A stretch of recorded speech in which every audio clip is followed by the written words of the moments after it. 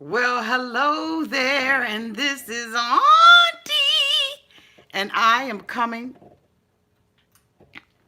to you with my review of Love After Lockup, Season 2, Episode 4, Washing Off Prison. If this is your first time being here, please like, comment, and subscribe to my channel. And to all of my new subscribers, thank you so much for joining the family. And to all of my nieces and nephews who have been here with your auntie for the long haul, thank you so much. We're going to start off this review with Caitlyn. I'm sorry, not Kaitlyn. We're going to start off this review. Just one second. Let me get my notes together, okay? Because I'm ready to go ahead on and get this over with, all right? Okay. Yes, we're going to start it off with Caitlyn and Matt. Basically, we see Caitlyn in the car, and she is happy to have Matt with her. She and Matt are talking about, him being out of prison and the need for them to have sex. Matt is, I guess a good looking guy, from maybe the bottom up, because that absent tooth in the front of his mouth is atrocious. Basically, it has caused him to speak another language and to have a dialect that no one can understand. It's neither southern nor northern nor anything else. It's just a toothless conversation that he's having with us all. And so basically, the two of them are excited about having sex. She tells Matt that she has a place in the woods. And instead of them waiting until they get to the cabin in the woods, they pull over on the side of the road. Matt talks about, basically when he's in the car before this little rendezvous, he talks about going back to prison and saying that if he does go back to prison, that he's going to be okay. He believes that Caitlyn is the woman who's going to be able to keep him out of jail because she's ride or die with him. And I don't think that one person can help you with that, I'm afraid, my dear. And if your mama couldn't do it, can't nobody do it. All right, so anyway, I digress. And so, basically we see them pull off, on the side of the road. And she's saying that she can't wait to, touch him in places that she never dreamed of touching. And basically they knock boots in the woods with production watching and listening. Still might. Now, I watched this show with my daughter, and she says, Mom, is this porn? Is this soft porn? Like, Mom, what is this? And, when I thought about it, I was like, well, maybe that's why my cable provider didn't pick the show back up. I don't know. But really, where do they get these people from who are willing to have sex while might and in front of producers? Unless you're doing a porn show or a porn video, you wouldn't. The regular Joe Blow would want to keep that stuff to themselves. I don't know if there's, a Pornhub or some other site that we may see these mofos on, but like my daughter said, this is, this is a little bit of pornographic. And she's grown, but stuff like that we don't usually watch in our house. But anyway, we see them basically knock boots in the wood, and she gets up and, basically she's dusting her stuff off. And I'm thinking to myself, and I'm commenting to my daughter, she hasn't even had this man tested. She doesn't know what he's had. Now, we know that prior to, he said that he was a meth addict. And so we don't know what kind of health insurance, health care, health coverage that this mofo has. And I'm going to go into the woods and have sex with him unprotected. And he's fresh out of the pen 8 hours. Okay. Well, basically, after they knock boots and everything, they, go to the cabin in the woods. And, for this girl not to have any money to be able to stay in her own apartment or to obtain her own apartment, she sure does have enough money to get a car, or rent a car to go and see him. She has enough money to go and get a cabin. She has enough money to do everything that she wants to do. And so, basically she's in the cabin and she wakes up in the morning and, Matt's like, I just realized that today, I'm not in jail. I woke up this morning in the bed with a woman beside me. And basically she says, my stomach is full. And he's like, full from what? And she's like, full from babies. You done put a bunch of babies in me.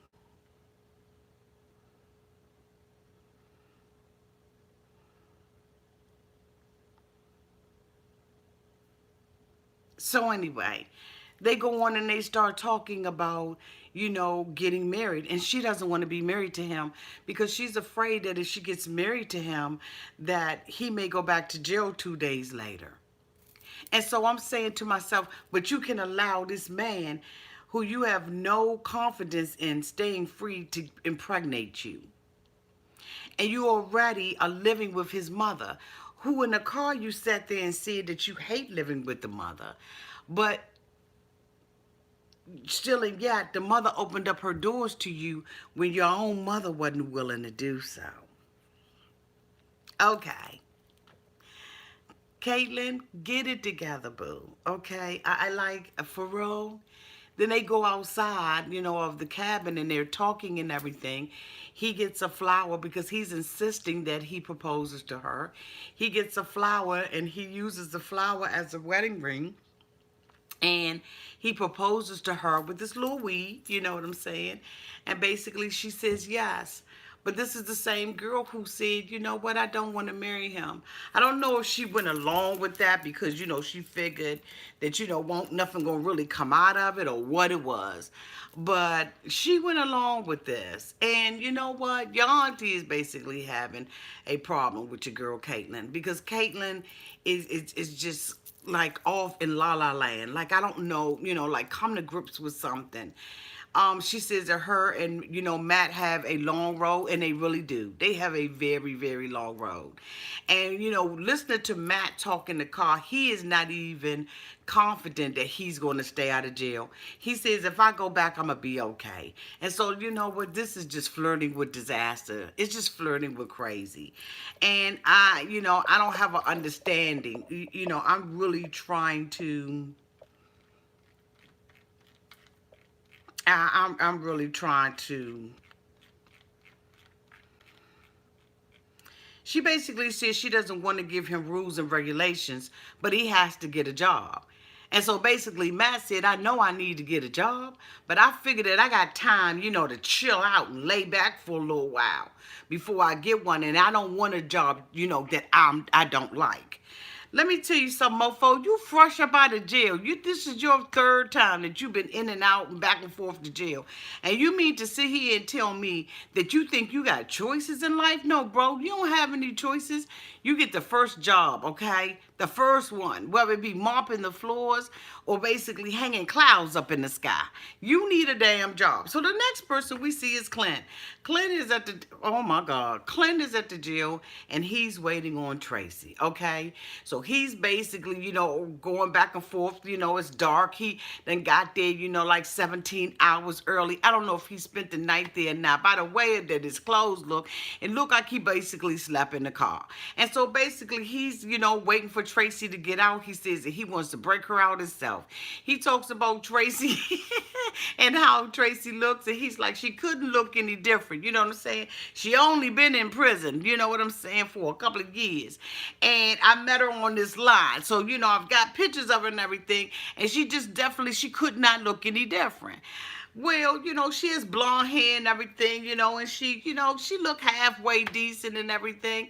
And so basically, he's like, she can't look no different, she's the love of my life. So he gets a phone call from his mom. His mom is concerned, has she gotten out yet? And he's like, no, she ain't got out yet. But, she said, well, what time was she supposed to get out? He said 6 o'clock. She said, well, damn, it's rather late now. He said, yeah, it's about 7:30, but I'm going to stay out here. He stayed out there and waited for her, basically until she got out. We see her walking across the room, across the street, from the jail or whatever, and he's ecstatic and everything, and she runs over and jumps up into his arm, and and this bitch done put on 25, 40 pounds, okay?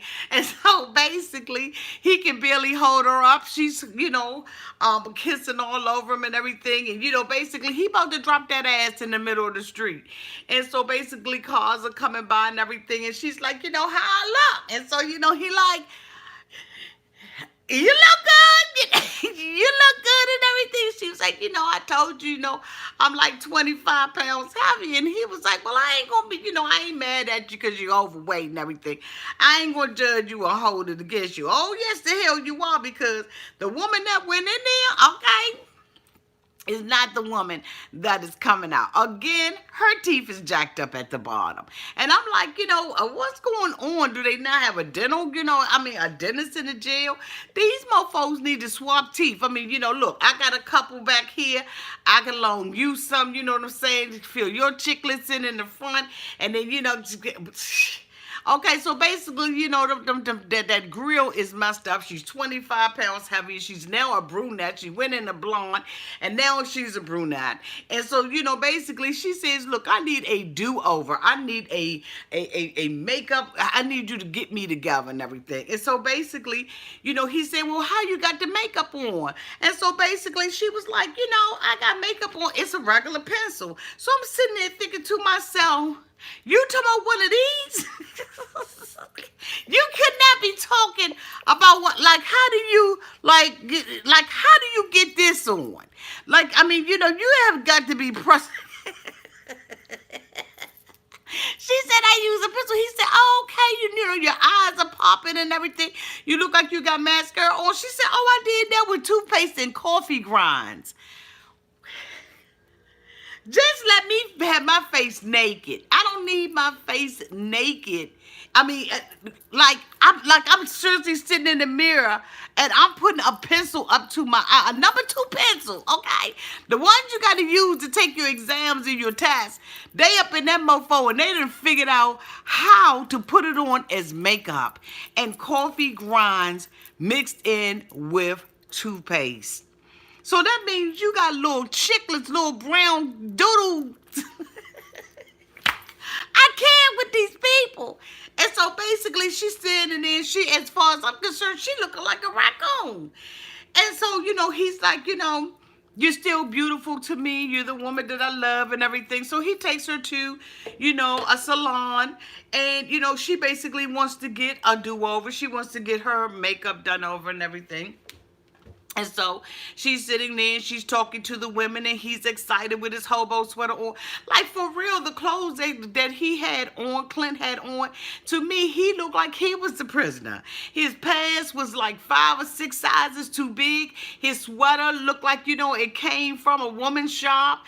I mean, he just really, he didn't look together. He looked really dirty and stinky and nasty. And I'm thinking she looks better than he does. But she wants to get a makeover. She wants to get, be a blonde again. And, basically he's there with $1,000. Now, we know last week his mama told him, boy, don't you spend this on... Don't you spend all this money up on this card. Well, basically, because she wants to get her hair colored and dyed and all of that kind of stuff, it came up to about $350 for her to get her hair done. Then she tells him, I want a pedicure too. I want to get my daggone feet done.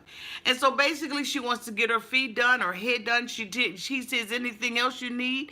She gives him a list and tells him, basically I need you to get me a toothbrush and toothpaste. I want the gel kind, not the white kind, the gel kind. She tells him that she wants some, some soap that's, has pomegranate and mango in it, and this is what she wants to, clean her ass with. And so basically she stopped off to get her hair done before she's even cleaned her ass. And I'm saying, And so basically, the woman, in the salon, they're rooting her on and everything. And so he goes out and he gets her some lingerie, a bra that, and the bra was $149 and the panties was like $65. And the whole thing ended up totaling $342. And he says, I only had $1,000. And so, basically all of that is gone and I ain't even fed the bitch yet. But he don't have to feed her because she's there at the salon getting her hair done, telling all of her business, you know what I'm saying, drinking wine. And she's like, the last time I had wine, I was in here. So basically the girl was like, so what you in jail for? And she said, well, I was in jail for, I met him. She tells the young lady how she met him on this site and everything. And then after she tells her that she met him on the site, she says that, she basically fell in love with him. He made all these promises and said that he was going to do this and do that and all of that kind of stuff. And so basically, she wants to change how she looks on the outside. So she sends him off to get these things. He goes and gets the things and everything, and she's just sitting up in there drinking wine. And she says that basically she was in jail because she was doing fraud with, I guess, time cards or something she said. I can't remember what she said. That she payroll fraud. So I guess she was making up wrong. She said that she thought that she would just go to state jail, and she found out that, it was prison. Then she says that, basically she went to jail for a short period of time. She was on probation and she messed that up because she said that she was 40 years old and she wasn't going to come in the house at 9 o'clock because basically she had an ankle bracelet on. So I'm saying, what person wants to go to jail, period? Whether it be state, city, or federal. Nobody wants to go, but for her, she was willing to do that kind of crime and thinking that, okay, I'm just going to get state time. I'm going to be gone away from my family, my friends, and lose my freedom before just, I ain't understand it. So basically he comes back to the store and everything, and they tell him, we want you to sit here and watch, wait, because we want to, do this big reveal of what this woman looks like. And so basically she comes out, evidently he had dropped the stuff off because, here we go, with WeTV, with the scripted crap. And so basically, he's sitting there in the chair and he wants to see how she looks. And so she comes out and the first thing we see is the black bra. The dress is just an atrocity. I mean, it is a complete and total earthquake. She comes out, the back is exposed to it, the thing is tight. He brought her, thong panties, so it's all cut, the fat is hanging over. She got, she just looks a mess. The dress is like right up to her butt cheeks. If she fought good, that joint's gonna ravel up like a Venetian blind.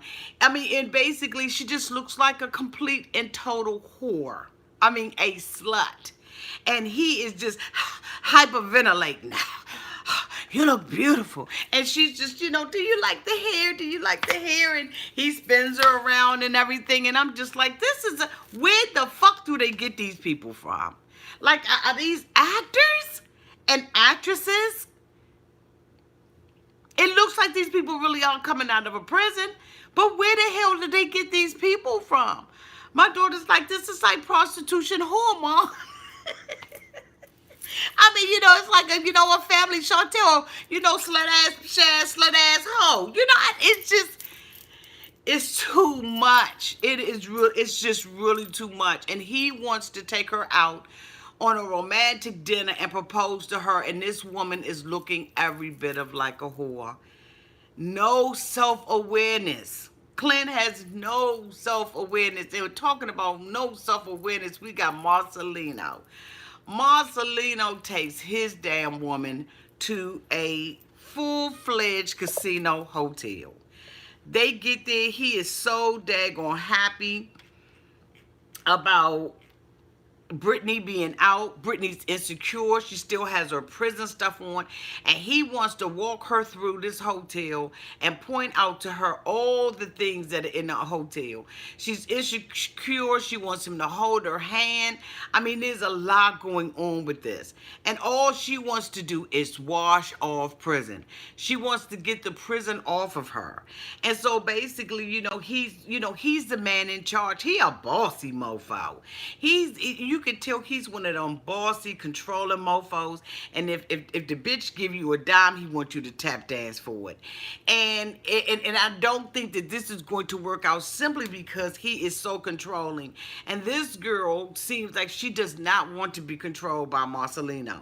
So basically, we know that Marcelino indicated that he was a virgin. I mean that he was celibate and that he had been keeping himself. So basically, when they went into the hotel room, he shows her a dress. And he says, you were a pinup girl, so this is a pinup girl dress. The dress is hideous. She doesn't like it, but she's like, hey, he did something for me, so I'm going to be grateful. He gives her, one of those little trifold things that you collect coins in, quarters in. And, he remembered a story that she had told him about, when she was a child, she had one.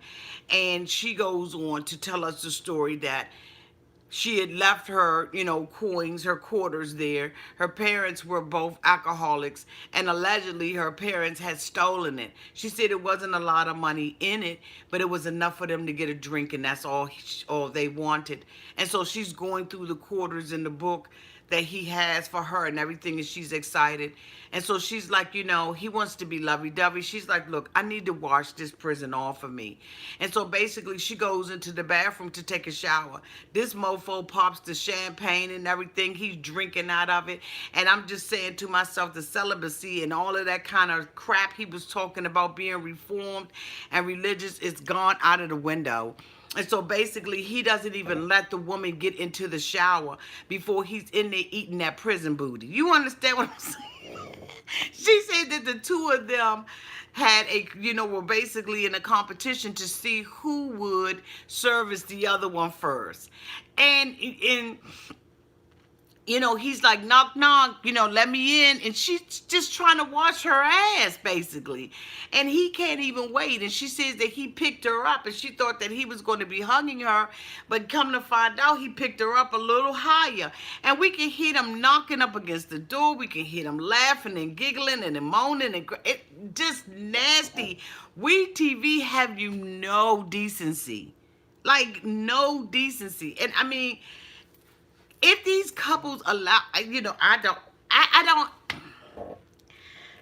basically, he takes her later on. She says that, basically for her, she considers herself as bisexual.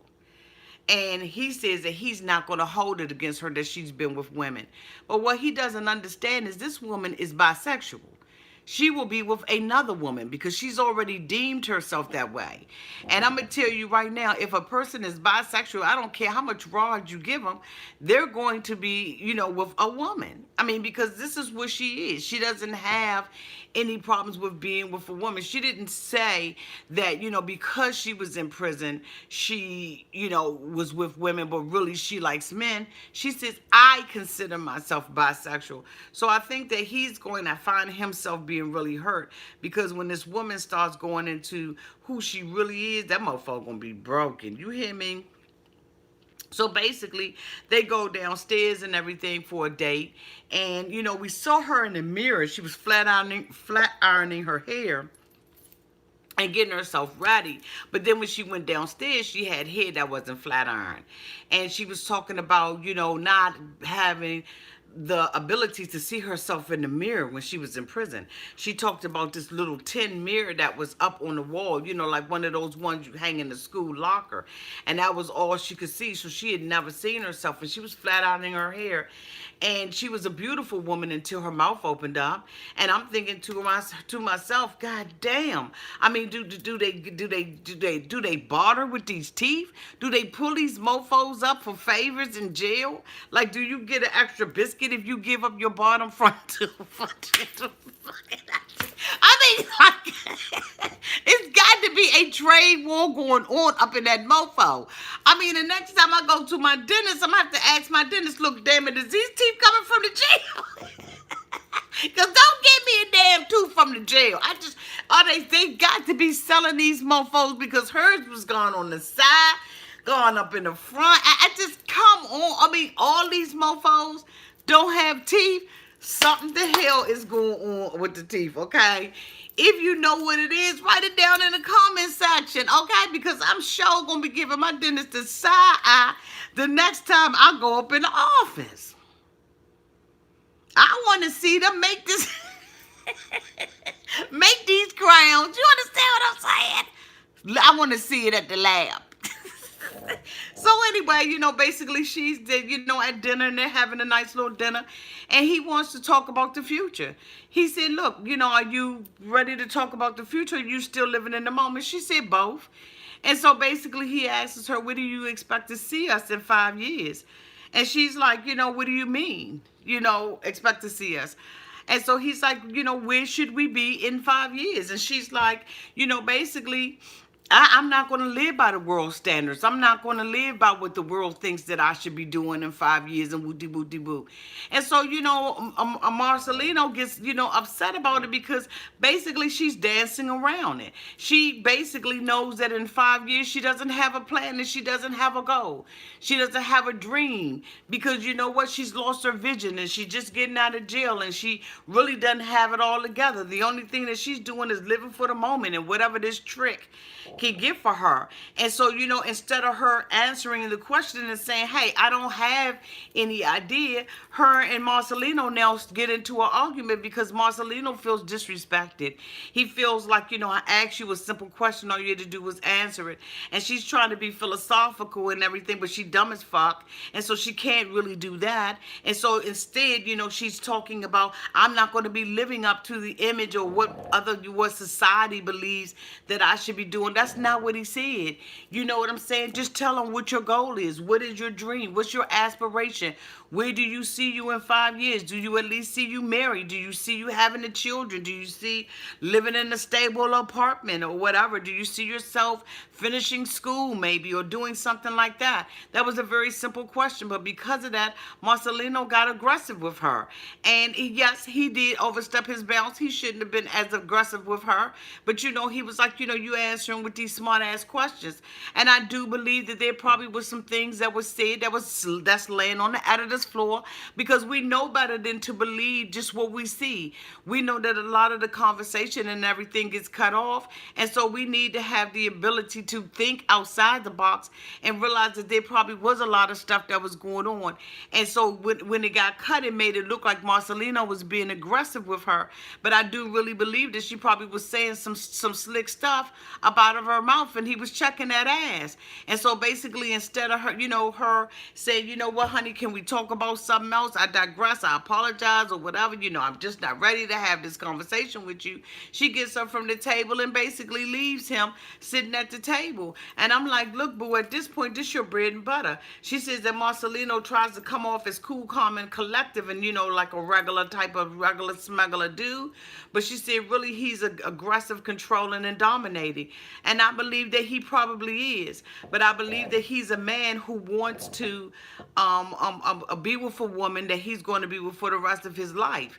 And whether that make him right, whether that makes him right or wrong, is not for me to be judging. But I'm just saying, if you know that this is the kind of man that you are with, then you know what? You need to go ahead and find you another trick. But see, just like 90 Day Fiance, these people get out of prison and they stay with these people because they need them basically to, take care of them. She said that she believes expectations will lead to disappointment, and I don't. I believe that you have to have an expectation of yourself and an expectation of your partner. And if you don't have an expectation, then what the hell? You gonna just fall for anything? It's just you just if you have no expectations of him being a faithful man, then if he cheated, you know what I'm saying? You have to go into the relationship with some kind of goal. Like Marcelino said, he would think that, she would have a benchmark and some goals should be set. And I do believe that as well. He asked her if she was listening, and, basically she was like, yeah, I'm listening to what you're saying. He said, no, you're not listening because you're still talking. And for her, that was the last straw. I think that both of them have some communication problems. He said that he wants her to respect his age, and I guess the knowledge that goes along with that. And I'm saying, Marcelino, I think that you were expecting a little bit too much too soon. And you know what? If you really want a woman that you feel like is going to be your equal, this woman is not your equal. She's not your equal. She's already served time in prison. She doesn't know what she wants to do with her life. And if you're going to be with her, you're going to have to accept her just the way that she is and help her develop as a woman. And you know what? You're going to have to also be able to compromise and, chill out some. Because you serious as, you serious as fuck. And so now we go into, our last couple, which is Megan, Sarah, and Michael. Basically, it's time for Michael to come home. We know last episode, Michael basically told Megan not to come back, not to come. And so, basically she's stuck, in a holding pattern in Texas. And so basically, she's basically with her brother, and she's at home. She said that she feels embarrassed. He really hurt her. But she said that Michael told her that the reason why he didn't want her to come was because he had a big surprise for her, because she had done a lot for him. And so he wanted to, surprise that ass. And so basically I'm like, okay, yeah, whatever. That's what he's telling you. That's a bald-faced lie, and you know it is. So basically the brother sits down with her, and he's like, look, this man has already messed up. This could have been like your wedding day. This is a big day for you. And so, if you all are planning on getting married, does he at the last minute say, you know what, I don't want to marry you, or he just does a no-show? In the meantime, in between time, we see Sarah over at the jail going to pick her damn husband up. And so basically she has a shirt on that has Queen on it, and she gave him a shirt that says King. And so, she's in great anticipation that her husband is coming home to her, that the three of them are going to be, a family and everything. And so basically, he runs out and everything. He's got his head cornrowed. And, it was so funny because my daughter got up and walked out. She was like, Ma, I can't do this. They playing games. And and she basically was like, Megan makes me sad because she's so desperate. And the thing about it, she's a 28-year-old woman. Michael is 26. And Sarah is 24. She's the oldest, most mature one out of it. But she's the one that's acting baby-fied about it. She doesn't want to hear what her brother has to say. She doesn't want to hear anything that anybody has to say. And after a while, she gets to the point where she says, I'm not going to be waiting by the phone. But the phone is right there on the bed, but while you standing up in the mirror trying to get your hair done. She said that she's been waiting by the phone for a year, that she's been dating him. Bitch, you're going to be waiting by that phone for the rest of your life for this mofo. Basically, we hear him tell his story when he comes out of prison that, he was taking care of his mother and sister, and he committed armed robbery. And they charged him as an adult. And he was like, who charges a 15-year-old boy as an adult? Well, you had already had priors, my dear. And what 15-year-old boy goes and carjacks somebody at gunpoint? Like what the fuck are you thinking? And you basically lucky that nothing happened at the scene where you did not kill an individual. And people work hard for their money. And you're going to just get out there as a 15-year-old boy, allegedly calling yourself taking care of your mother and your sister by robbing someone else and putting someone else's life in danger. And then you mad at the judicial system because at the time, because you had these priors that they gave you 15 years. Bitch, you are 26 years old and you're walking out of jail. You're lucky you're walking out of jail because there have been a lot of people who have been killed at gunpoint. And a gun is not something you just flash around in people's faces and you take people's possessions, their prized possessions, things that people will work hard for. Bitch, you lucky you just got out. But anyway, I don't want them come looking for me. You know what I'm saying? But I mean, your auntie. Okay. But anyway, so basically, he comes out of the jail and Sarah is hyperventilating. He has his king shirt on and everything, and he's telling her, she's crying because she's so emotional at the possibility of being with him. She said that he had already cheated on her, but they got over that.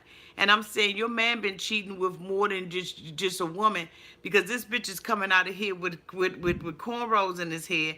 They tight and everything, and so somebody's bitch been in there doing his hair. I mean, it's an all males prison. So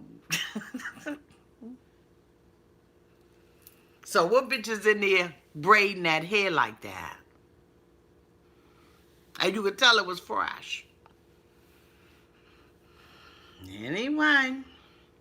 So basically, he's hugging her and everything. And so the producer asks him, he says, she had the little shirts made for you all, king and queen. And he said, yeah, Sarah's a queen. She's a queen. And so he said,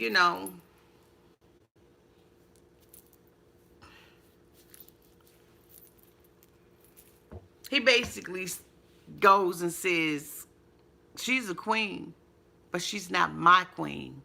So the producer's like, well, who's your queen? He said, Megan. Megan's my queen. So Sarah, your wife, is a queen. She's the queen that's taking care of your 3-year-old daughter, that has held it down for your ass. And you gonna say that Megan is your queen? Megan ain't did nothing but spend money on some damn phone calls. Other than that, this is how you repay your wife? By saying another one, and then you had the nerve to put the king shirt on, so you're both of their kings. Is that how this is going? Boo, you gonna mess around and be the court jester. These two women I can see Sarah acting the way she's acting because she's optimistic about her family. But Megan, I don't understand where the desperation and the sadness comes from. Why you think that you are worthy of having a man who is in jail. And he's going to give you a surprise. With what money? How is he going to be able to do that? Let me tell you something. This Love After Lockup, this particular season is off the daggone hook. I just don't understand